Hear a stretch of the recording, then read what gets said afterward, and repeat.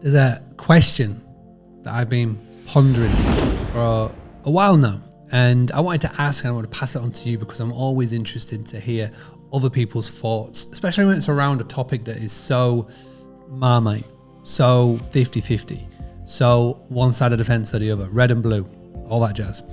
And I want to preface this question by saying that I do not care what your views are.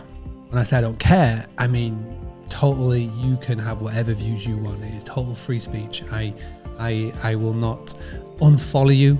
I will not try and call you out or whatever. It depends on what your views are on this. I literally just love to see what other people's views are on this. So it could be one of those ones that people give a nice debate on and they just have a nice chat in the comments, or it may be where it goes a little bit mental. So I just want to say, just try and keep it civil, try and keep it civilized. And if you're listening to this on the podcast and you want to message me, it's mark@booster.co.uk. But here's what I've been thinking.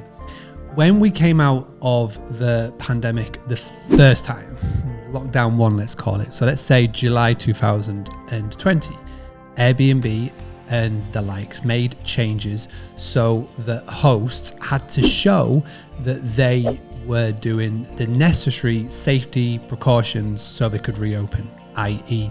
if you've ever been into a hotel room in the last year, jiffy bags for the remote controls, all that jazz. Anyway, and now what they ask for is for you to leave your room or your property open for, let's say, a day or something like that.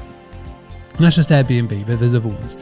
And as we are starting to reopen, and as vaccinations are becoming more and more open and more people can get them, you are starting to see in the world, especially in places like the UK, there being articles come out saying, if you want to go to a football stadium, if you want to go to a nightclub, if you want to go to X, Y, or Z, or if you want to go on holiday, you need to be double vaccinated to go.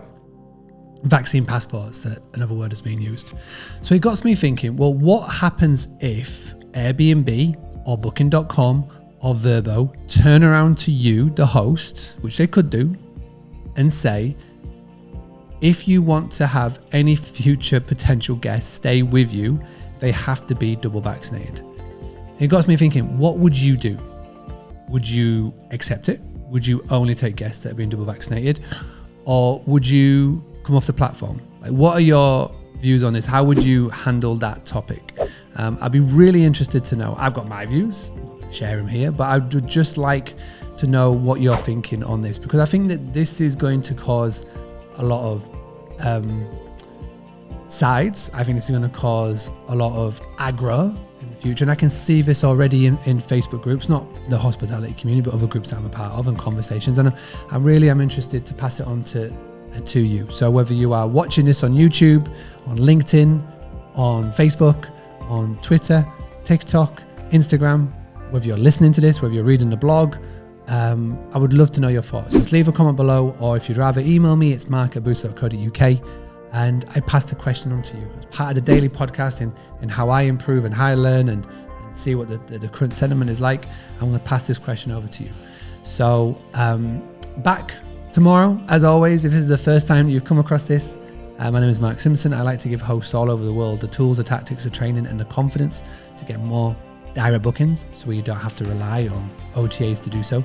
And if this is the first time you've seen this and you want to find out more, there's over 300 episodes to go back on. boostly.co.uk/podcast. Hit the thumb up button so that you can get the algorithms going. But also as well, please subscribe and please share with another host. Share it in Facebook groups, share it with someone directly, share it in an email, however you share it. Please tell one person. My goal is to help 1 million hosts increase their direct booking. So please, may you be the start of this.